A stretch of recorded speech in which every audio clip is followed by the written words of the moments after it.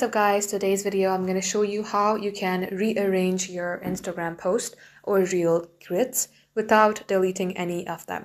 First of all, launch your Instagram app, get logged into your account. If you would like to rearrange them, what you have to do is, for example, if you want this on maybe this first row, you're going to have to long tap onto that post and select pin to your main grid. Select confirm.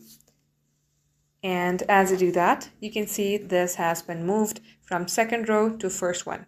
And likewise, if you would like to, so let's say, remove any post, you're going to have to open it, select three-dot icon, select archive.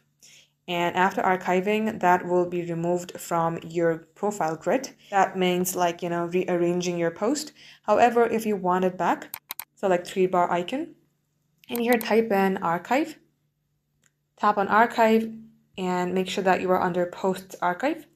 All you have to do is tap onto the post, select the Show on Profile, come back onto your profile, refresh it a couple of times, and you will see it appearing on your screen. So guys, this is how you can rearrange your post. Thank you for watching.